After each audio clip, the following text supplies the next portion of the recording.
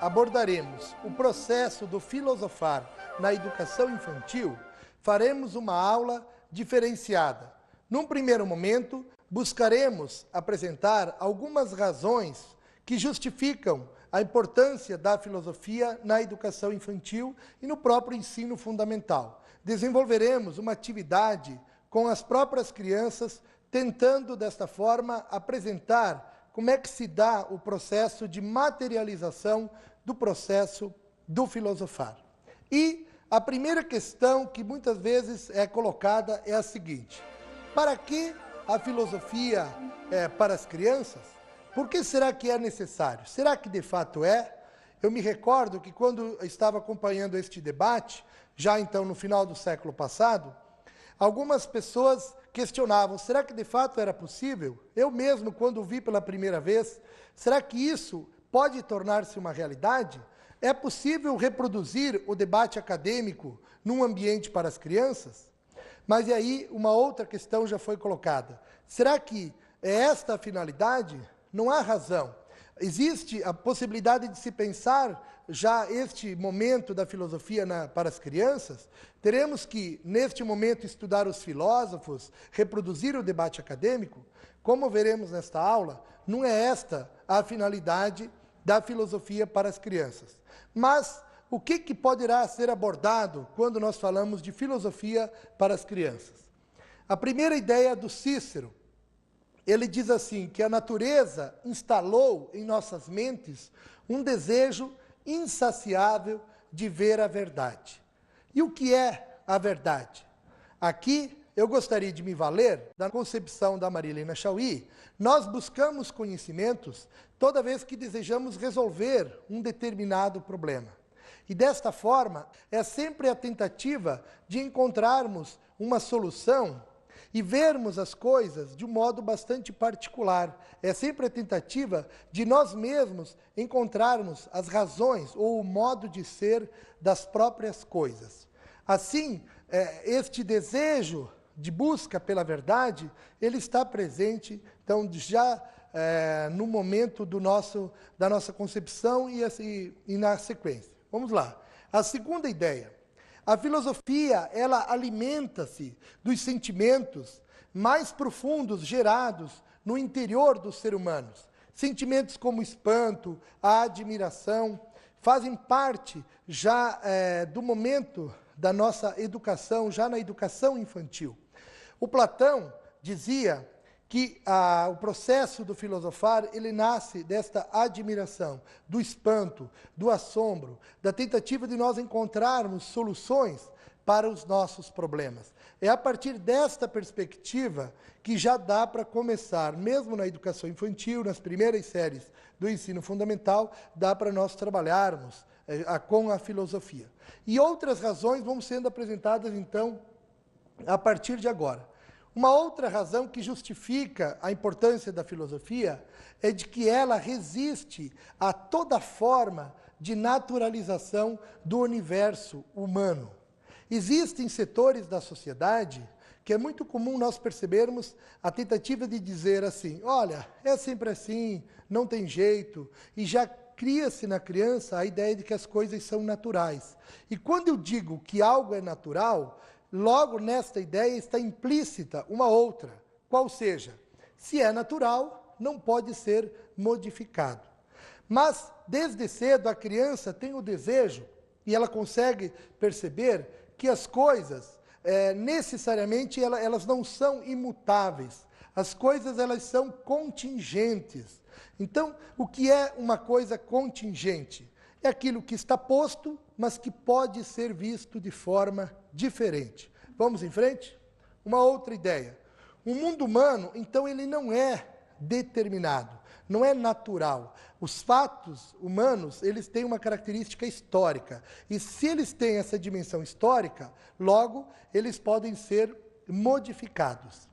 E é desta forma que dá, já desde o início, colocarmos essas questões para as crianças. Será que, de fato, as coisas devem ser sempre assim? Se nós temos problema de drogadição dentro da nossa escola, será que isso vai ser sempre assim? já existiu desde os momentos anteriores. Nós já não vivemos num momento onde a escola tinha uma outra forma de ser. Se a escola onde os nossos pais estudaram era diferente da escola de hoje, logo a escola de hoje, a escola de amanhã, perdão, poderá ser diferente da escola de hoje, não é mesmo? E visto desta forma, e trabalhando estes conceitos deste modo com as crianças, elas vão já desde o início se dando conta de que a realidade pode ser diferente. Por isso que a realidade histórica ela tem essa característica de ser contingente. Tem dois conceitos importantes na filosofia. Conceitos que chamam-se de necessários e contingente. Algo é necessário, quando eu digo que algo é necessário, eu estou dizendo que existe e não teria como não existir ou existir de modo diferente. E quando eu digo que algo é contingente, eu estou pensando e dizendo que pode ser diferente. Por exemplo, eu sou um ser contingente. Por qual razão? Porque se eu não existisse, o mundo continuaria tal e qual. Assim, é uma determinada realidade histórico-social. Ela existe, mas poderá ser diferente ou poderia ser diferente, tá ok?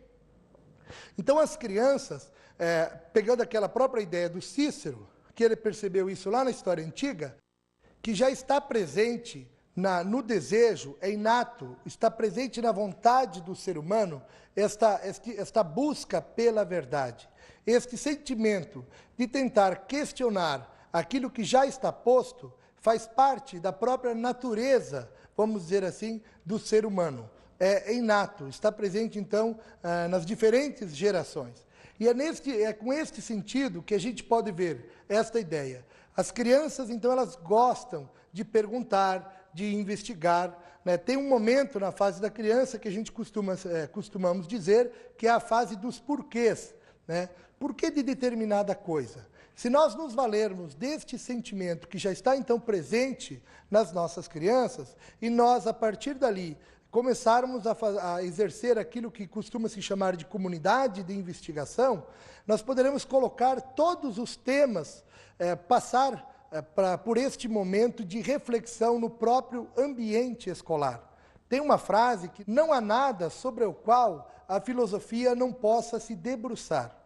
É pensando desta forma que nós podemos partir de questões que estão postas no próprio cotidiano das crianças, partir destas questões para iniciar este processo de reflexão. Dá para ir construindo com elas como é que isso de fato acontece. E se nós formos construindo com elas este mundo, a fundamentação dos seus próprios valores, ela vai tendo uma representação das coisas de um modo muito mais consciente. Ela vai fazer uma determinada tarefa, ela vai ter uma ação social dentro da escola, muito mais consciente. Certamente ela vai chegar numa torneira, quando vai lavar as mãozinhas, ela vai dizer, por que eu não posso destruir isso? Será que de fato é possível? Por que eu não posso estragar o bebedouro, jogar o papel no chão? Você tem duas formas, no meu entendimento, de construir isso com as crianças. Ou, primeiro, nós poderemos estabelecer um código a priori e simplesmente impormos isso e colocarmos a ideia da força, do castigo, como uma maneira dela ir interiorizando esses valores. E a segunda ideia, no meu entendimento, é cada questão colocada dentro da escola, no próprio ambiente da família, dá para nós irmos trabalhando de uma maneira onde ela própria vai percebendo a diferença de comportar-se de uma determinada maneira ou de ser de uma determinada maneira e não ser de outra, né? Desde uma roupa que a criança deixa no banheiro quando toma o banho, dá para a gente questionar, é melhor ter o banheiro com as roupas todas espalhadas ou é melhor termos um banheiro limpo? Este processo de reflexão pode acontecer, evidentemente, num espaço privilegiado, no interior da escola, mas pode ser um trabalho também desenvolvido com os próprios pais. E é desta forma, neste processo de questionamento continuado, que nós vamos fazendo com as crianças, fazendo desta forma ou agindo desta forma, certamente a criança perceberá que as coisas não são sempre colocadas como naturais, como algo que será imutável. Ela vai questionar o próprio comportamento dos adultos. Eu me recordo que, numa ocasião, a mãe fez esse trabalho com a criança, né? Ela era professora, aí ela conversando, dando o seu depoimento, ela dizia, bom, mas aí o filho começou a me cobrar por que eu fumava. Se eu dizia para ele que determinada coisa não podia, e de repente ele começou a dizer, mãe, mas você está falando isso para mim, mas você está fumando. Então, é correto, mãe, fumar? E a própria mãe teve que ir mudando os seus hábitos, o seu próprio comportamento, por conta desse questionamento feito pela própria criança. Se nós tivéssemos numa perspectiva de uma educação tradicional, os valores simplesmente são passados como algo imutável e cabe à criança apenas obedecer. Esta ideia de irmos construindo o mundo, o significado das crianças, certamente, no meu entendimento, fará que as questões que são colocadas muitas vezes na adolescência deixarão de existir. Porque o adolescente, neste momento da vida, que ele encontra uma verdadeira aversão, é um momento em que ele se rebela com toda forma de imposição.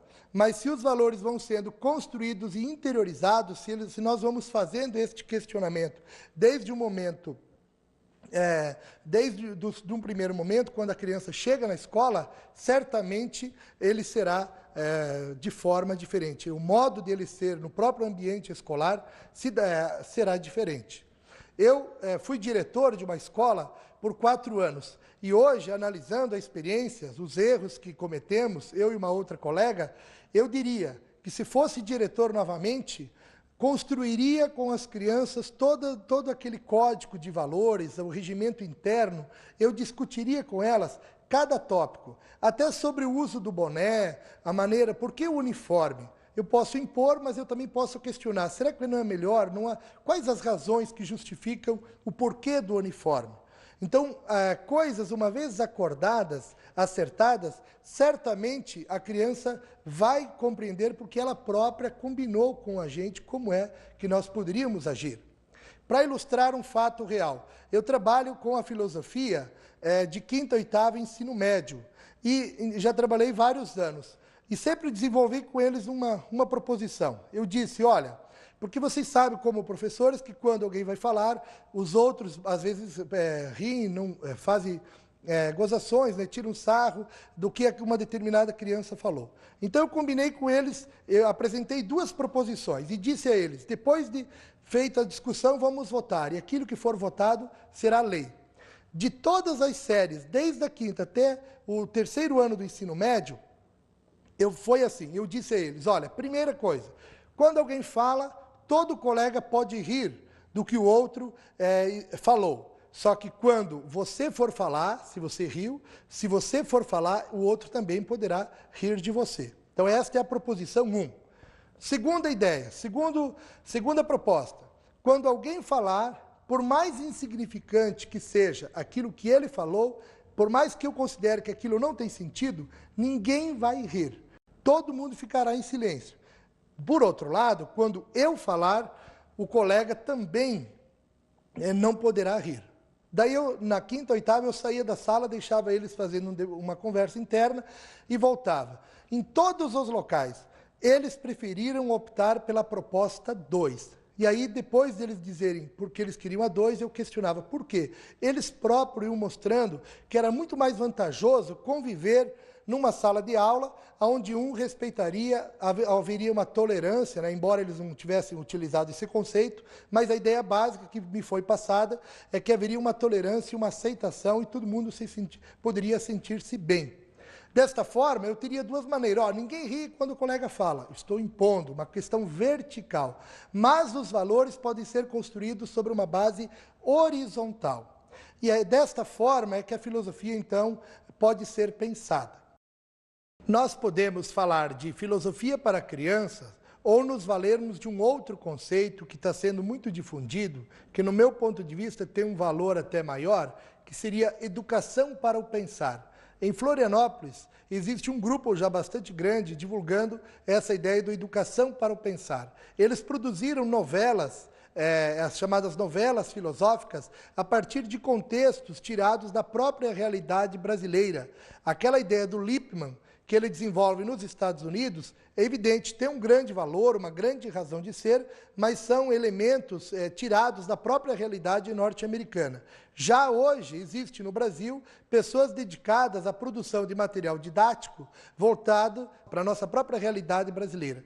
É assim que eu estarei apresentando pelo menos uma bibliografia que vocês estão vendo, uma bibliografia sobre esses trabalhos do Educação para o Pensar, lá dos colegas de Florianópolis.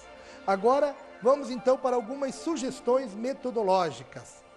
A primeira coisa importante, o professor, quando for trabalhar a educação para as crianças, precisa ter claro o programa que ele de fato quer trabalhar. Então, a escolha do programa requer do professor uma determinação clara da imagem de filosofia que ele visa efetivar com os alunos. Até hoje tem-se um debate muito grande. Quando vou ensinar filosofia, devo partir da história da filosofia? Devo fazer recortes temáticos, pegar alguns temas? Quando eu estou trabalhando com as crianças, estas questões, elas podem até ter uma razão de ser, mas elas têm que vir num segundo momento. Num primeiro momento, como sugestões metodológicas, a ideia principal é qual? Partirmos das questões que envolvem as representações das nossas próprias crianças.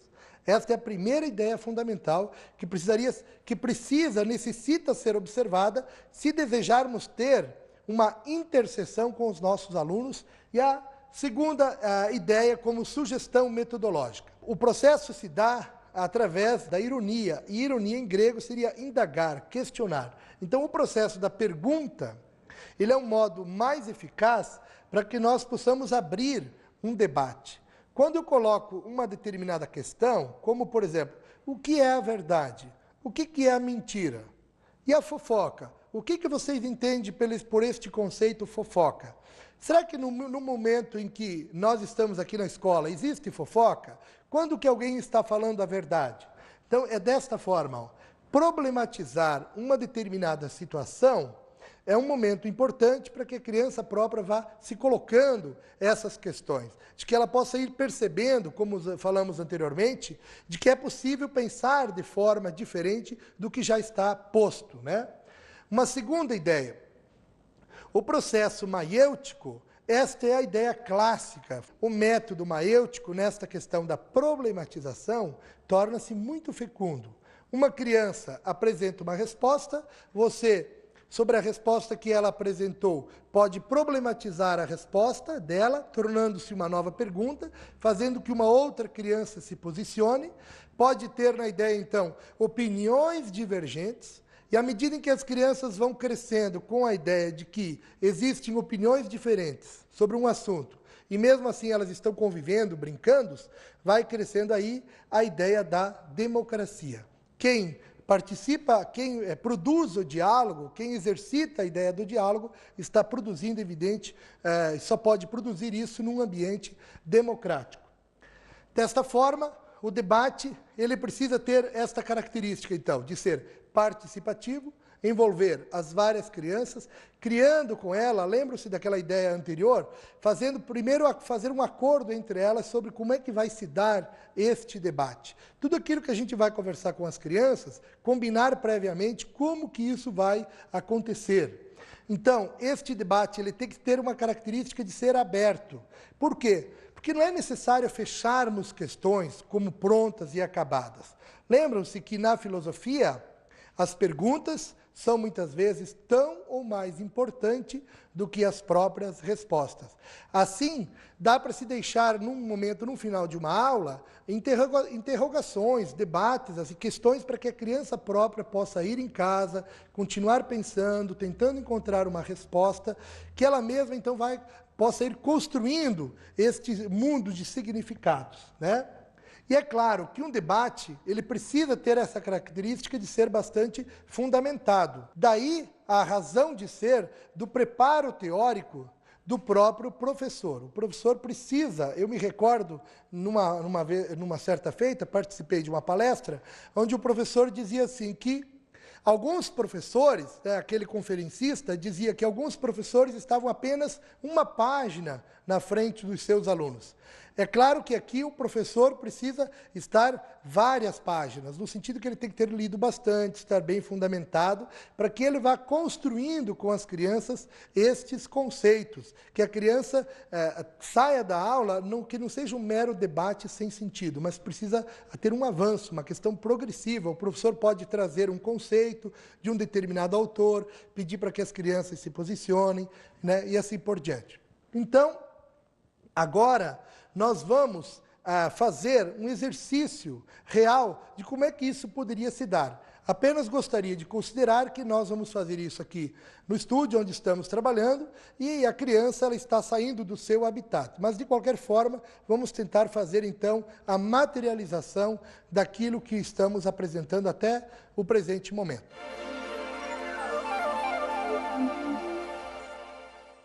Um brinquedo. O que é um brinquedo? Venha descobrir a sua história. A história de quem? Do brinquedo. Do brinquedo. Então vamos ouvir lá. A criança começa a brincar com uns 4 meses. 4 meses é grande ou é pequeno? Pequeno. Pequeno. Bebê? É. A brincadeira é a de se esconder atrás da fralda ou atrás do lençol. E a mãe pergunta: cadê o nenê? E ele acha muito engraçado. Vocês têm algum exemplo para me dar dessa parte do texto que a professora leu? Quem que tem um irmãozinho que brinca disso em casa? Conta lá então, Emily. Ele fica só atrás das cortinas. Não deu pra gente ouvir, Emily, um pouquinho mais alto. Ele fica só atrás das cortinas. E aí o que que ele faz? Daí a mãe diz que deu o bebê. Daí ele dá risada e daí ele vai debaixo da cama. Então o que o texto está contando acontece na tua casa mesmo? Bianca, você também tem um exemplo?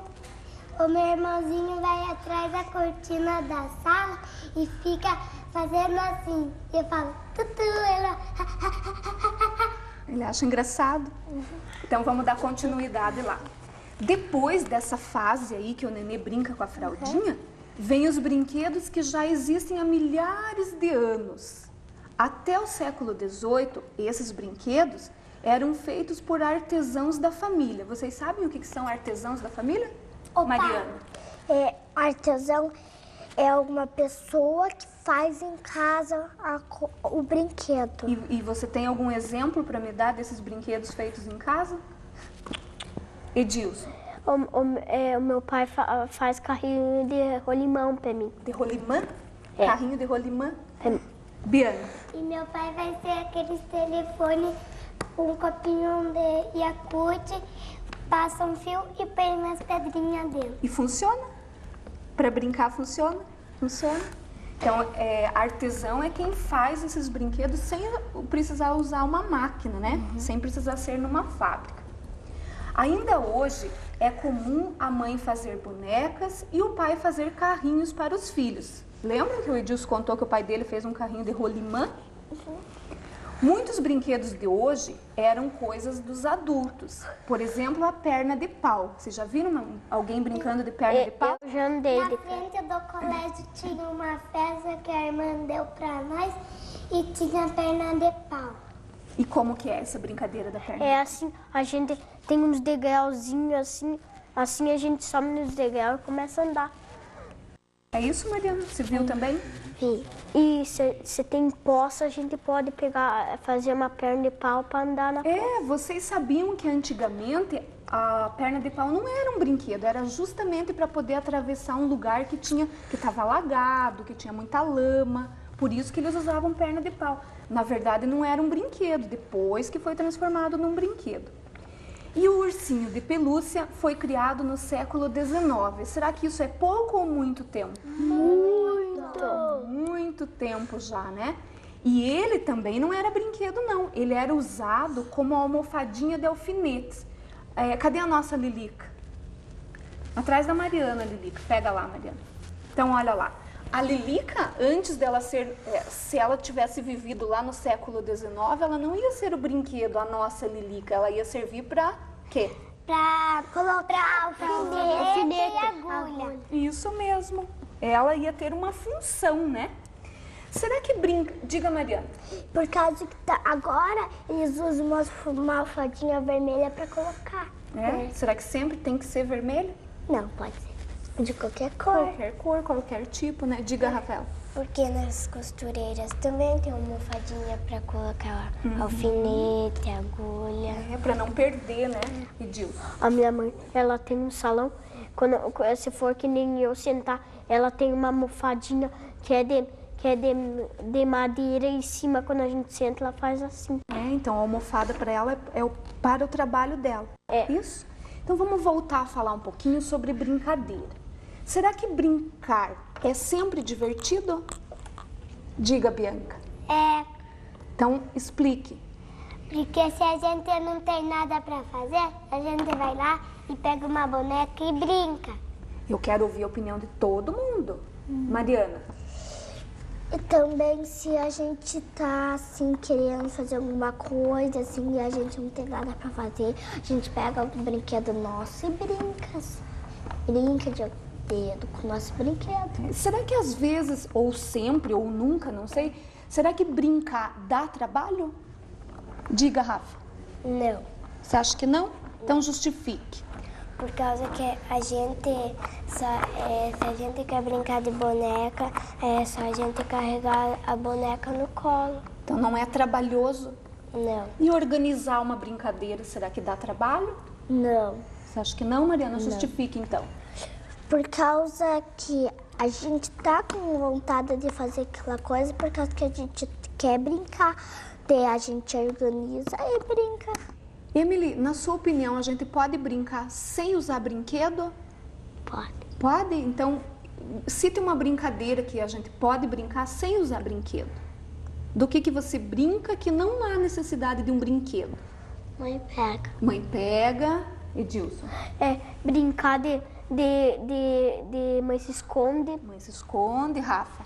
Mãe cola. Mãe cola. Só de mãe? Só de correr? Bianca. De mãe ajuda. Também é de correr, né? Vocês já brincaram de telefone sem fio? Eu já. Eu No já. creche eu já brinquei. Precisa de algum material, algum brinquedo, alguma coisa? Não. Só falar no O que é ouvido, assim. necessário? Às vezes a gente pode falar no ouvido ou pegar um copinho de danoninho e fazer. Um telefone? É. Mas aí a gente vai estar usando material, né? Que é o copinho. Na brincadeira do telefone sem fio, não usa nenhum material. Eu vou cochichar alguma coisa lá no ouvido da Rafaela. Ela vai falar a mesma coisa que ela ouviu para Bianca. Bianca fala para Emily, mas prestando bastante atenção para repetir exatamente o que ouviu.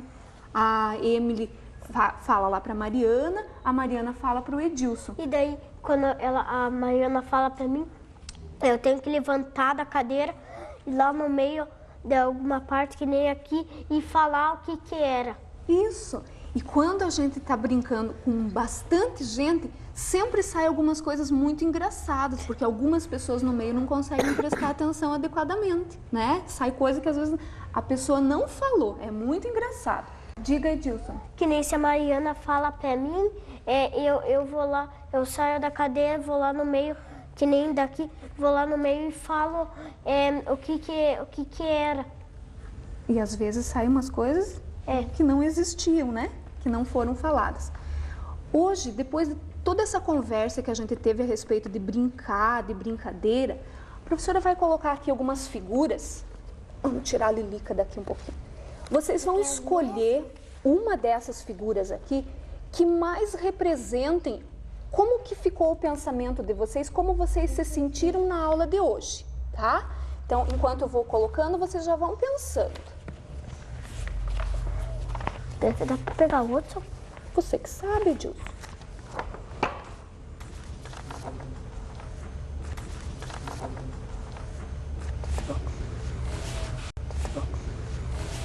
Então, podem escolher.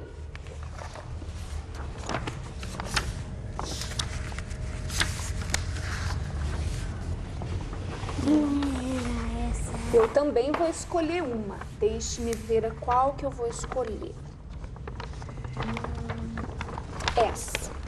Quem gostaria de começar falando? Rafaela? Então comece. Mostra, ergue um pouquinho para que os coleguinhas também possam ver. Isso. Eu peguei essa figura porque a aula de hoje foi muito boa. E eu peguei essa figura por causa que ela está muito alegre. E você ficou alegre na aula de hoje? Fiquei. Ficou? Bianca, mostre para os coleguinhas, nós não estamos vendo. Eu peguei essa figura porque tem uma menininha feliz e essa aula foi feliz. Muito bem, Bianca. E Emily? Eu peguei essa figura porque tem 3 crianças que estão felizes. E essa aula também foi legal. Foi legal? Mariana?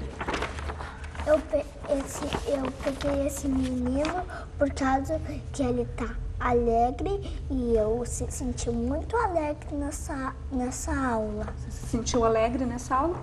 Por que, Mariana? O que mais te trouxe alegria nessa aula? Por causa que a gente aprendeu e no mesmo tempo ficou feliz. Muito bem. Edilson, e você? Ela tá mostrando o dinheiro que ela tá rica. E qual que é a relação dessa menina rica, então, com a aula? Que ela tá rica da cabeça. E você ficou rico de cabeça hoje? Ficou? É essa que é a relação que você fez? É? Muito bem. E eu peguei uma criança, uma carinha espantada. Não tá parecendo espantada? Tá. Porque cada dia que passa eu mais me espanto com vocês. Porque vocês são muito inteligentes, muito 10, né? Vocês puderam perceber apenas uma demonstração das aulas de filosofia que nós temos na nossa escola. Nossa escola é Anchieta, fica na região metropolitana de Curitiba, na cidade de Campo Largo.